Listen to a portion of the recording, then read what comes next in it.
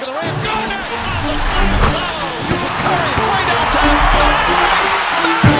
Oh, what a shot from Curry. If I asked you how many teams in NBA history won an NBA title without an MVP or former MVP on their roster, how many would you think? That's a pretty long time. It had to happen somewhat frequently, right? There are 9 teams in history who have accomplished this feat. 9. And it really feels more like 6 when you consider the eras. So, knowing this unwritten rule, I wanted to briefly talk about the 9 teams who did it, use the rule to help predict the 2026 NBA champion, and talk a little bit about some of the teams you may think have a chance today and what they may or may not have in common with the 9 teams who got it done without this rule. Yeah, as it turns out, having one of the top players in the league can save your championship hopes, just like you could save your finances with Rocket Money.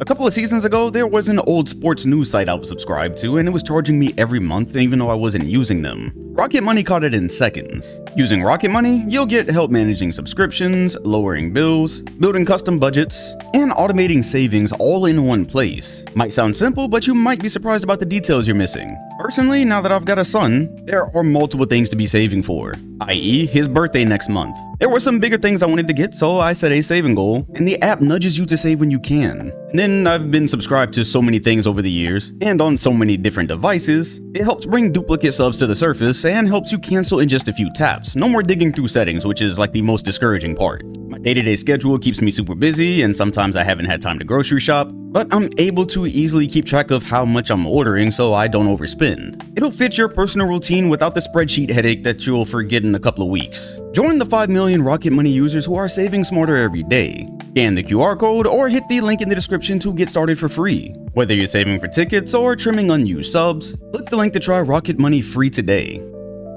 I'm not sure it serves much to discuss the 70 squads, as that was just a strange decade in general, primed for having 3 champs with no MVP. However, up from there, you can most likely find information to curb enthusiasm about a team you're high on today. Take for instance, the 1981 Boston Celtics. Bird wasn't an MVP yet. What else needs to be said? The Bad Boy Pistons are amongst the most distinct teams in NBA history, practically known for shaking up the game in a way never seen before or since. And it simply hasn't been allowed since. Then of course, the modern poster child you're likely familiar with. The 04 Pistons featured historic team defense anchored by Ben Wallace, two-way wings, one of which never ran out of stamina apparently, an early stretch big via trade in Rasheed Wallace, who still actually played like a big, and Chauncey Billups, who could equally score and facilitate at point guard. One thing they don't get enough credit for is how deep they were. They flat out smothered an already dying Lakers unit with one big physical body after another. Notice I said dying. Yeah, Detroit's win stands with the most improbable feats ever, partly because it also took LA having only about 20% of Karl Malone and his backup missing for it to happen. It's not a knock.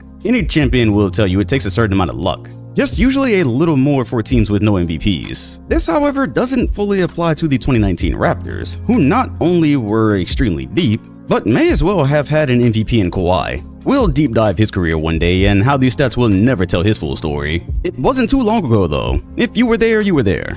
And I said it doesn't fully apply. To this day, you probably haven't found someone who believes they beat a healthy Golden State.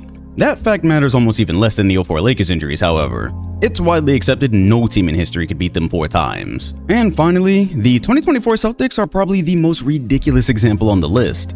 Tatum falls on the list of superstars who likely never won an MVP based on the era they played. But if your comparison doesn't have MVP talent, multiple star wings, and the absolute best support pieces one could afford, they are not like the 24 Celtics, who were considered a super team by some in real time. Alright, so hang on to those teams, we'll probably use them in a bit. For 2026, using the same filter, you immediately lose 70+% of current NBA teams, which sounds actually a little conservative when talking about real contenders, so we'll need to do even more narrowing. We can start with the obvious ones. Before we get started, don't fret if you saw a team you believe in fall off the list. We'll discuss them in a bit, I promise. Polar Bear in Arlington, Texas?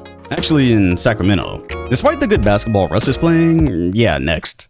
Well, outside of them, the only other fairly simple out seems to be the Sixers. Here's a team who's been nursing its financial situation as of late, and only just found something to look forward to when Tyrese Maxey and VJ Edgecombe immediately became the greatest backcourt of all time. The obvious holdup here is, well, they're just not there yet. This year's East is weird enough to where it feels like any decent team with a little luck might make it. They then likely stand to be fed to a Western powerhouse. It doesn't help how the MVP who got them to this list is jumping very gingerly for it to be early November, merely 2 years after he won it. Don't get me wrong, the fact he can even remotely impact the game on offense still given his injury history is incredible, and he's doing a great job at that. It just doesn't feel likely he or PG will have the gas months from now to play a role in getting them to a title in June. To be fair, it's felt like a really long time since I watched PG play basketball. Great young guys, more excitement for the future than there was a month ago, but probably not on this list of teams who will be propelled to titles by their former MVP. This very likely also applies to the Los Angeles Clippers as well. It's been 7 years since James Harden secured his lone MVP, and while he continues to contribute to winning, you can physically see the toll the years have taken. And also, just probably save yourself the trouble of believing in another Clippers run.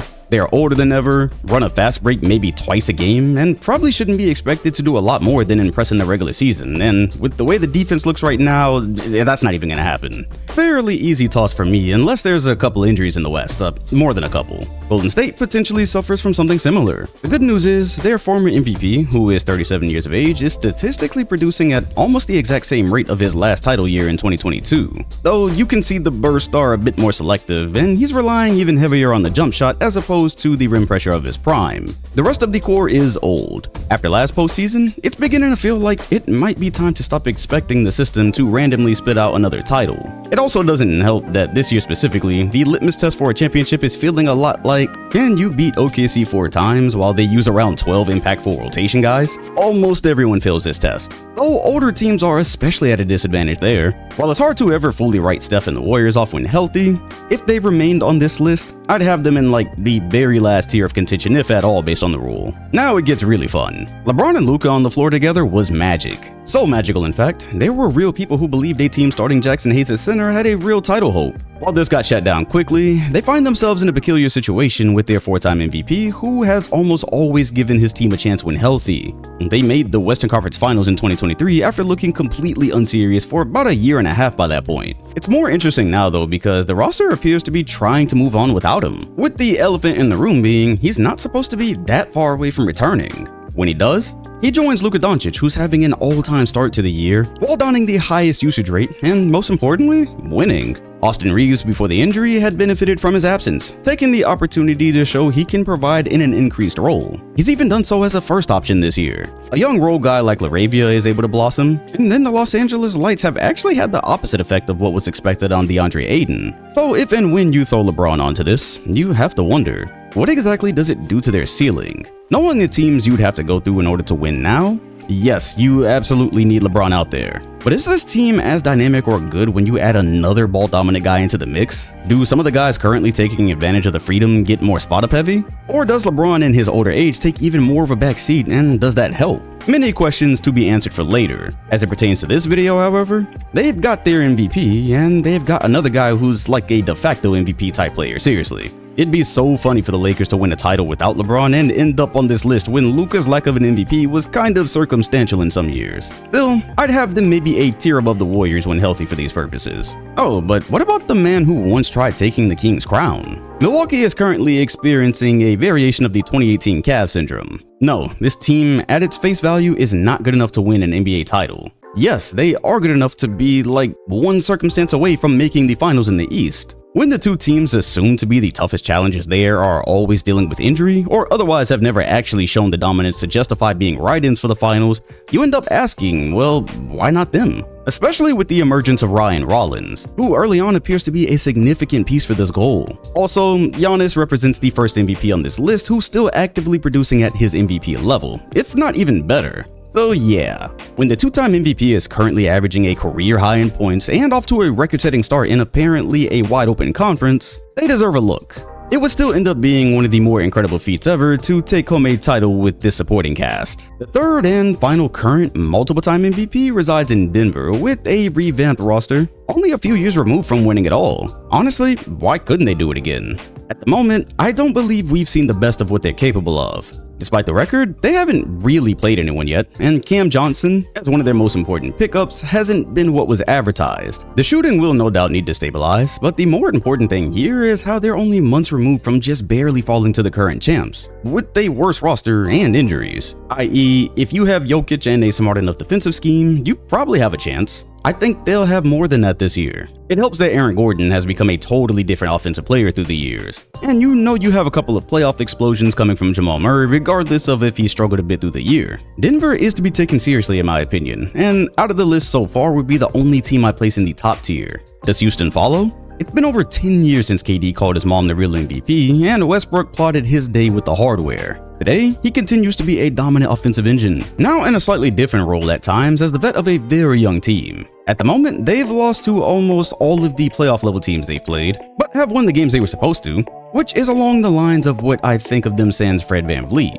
They will be good. I do think they'll need an actual point guard to go all the way, as playoff basketball gets real surgical about weaknesses. Funny enough, they are close enough to the top of things that if just a couple of things changed in the West, I don't actually think there's any East teams they definitively couldn't beat. This would place them just a tier below the top, and they're clearly a team to keep an eye on near the deadline. One solid move and all of a sudden a 5th ranked defense might really produce something. And then finally, you know who they are. OKC has come back even better and deeper than they were a year ago. Despite not being able to throw a rock in the ocean right now from 3, they're still winning and getting production from multiple role players as they deal with injuries on top of not making threes. That being said, Shea is fresh off of his first MVP and way more than likely to be seeing another finals. As a matter of fact, OKC is in a tier all by themselves this year in my opinion. This doesn't mean they won't see any playoff challenges, but you literally cannot find another team this deep, this young, or maybe even this talented. Each individual piece contributes something in their time on the floor and are one of the only teams in recent times to be set up for a dynasty. So, if we apply history's rule to the 2026 season, we see multiple teams currently don't have the support to pull it off. Some of them might get close, and only one of them feels like something of a guarantee. Well, what about the teams who just didn't qualify but feel like they're part of the conversation? New York at the moment doesn't feel a whole lot different than last year. Mitchell Robinson has played 3 games, Cat is playing through a quad strain, and the roster just doesn't feel as if it really changed much. They were one of 2 teams expected to be competing in this year's East, and they'll likely be in the mix. But it isn't hard to agree with the rule predicting that they again won't get it done. I'd cite depth here, because it isn't a lack of talent.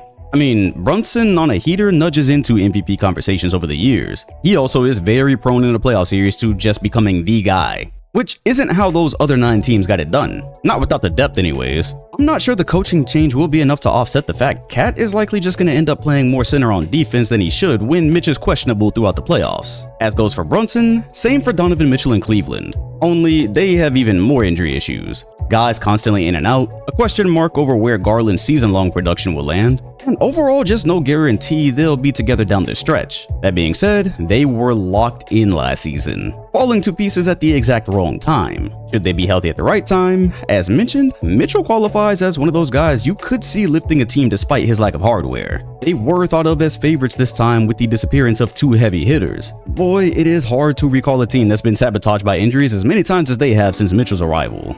Despite 2 straight conference finals trips, Minnesota does not have an MVP, though Ant at his best seems to fall into similar territory as the other 2, especially during the playoffs. But again, depth, and in my opinion, fit. Think of the teams we spoke of earlier who broke the rule. Some had a future MVP type player, but all of them were deep, and they also didn't have glaring roster concerns, which the Wolves definitely have. I don't think they're close right now to overcoming their issues, which kept them out of the 2024 finals. They're actually in a worse place right now. The only other team I'd take time to discuss here is San Antonio.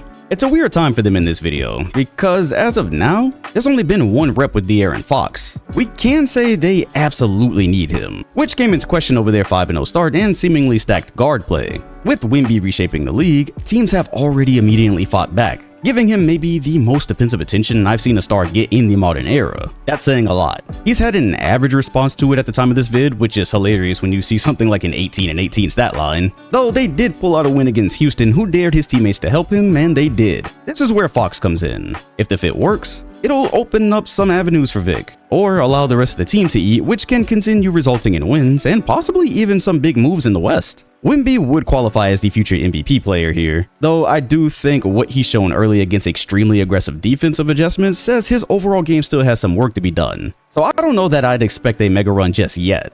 Still, if Fox made such a big difference, and Wemby was able to get closer to his first week production, especially as a star-level duo, they have the makings of a team who goes all the way without an MVP, which kind of nullifies the point here. If San Antonio ended up good enough to scale the West and win it all, that likely means Wembanyama won the 2026 MVP. So whatever note I made in the Milwaukee section, it was because they did just beat the Houston Rockets, which means they have defeated another playoff team. And I actually did a watch through of the fourth quarter while it was live, and then uploaded the results to the members only section. Kind of mentioned it in last video, but we are really starting to build that out a little bit. With the work I'm doing with NBA TV this year, there's just a lot of excess content, and I already have a second channel, but I think some stuff is just a little bit more lax than real YouTube videos. So for those of you interested in even more hoop content, hit the join button. Also hit the like button, comment, and sub if you enjoyed, and hit the bell next to my name if you want notifications every time a new video drops. Appreciate you watching, and I'll see you all on the next one.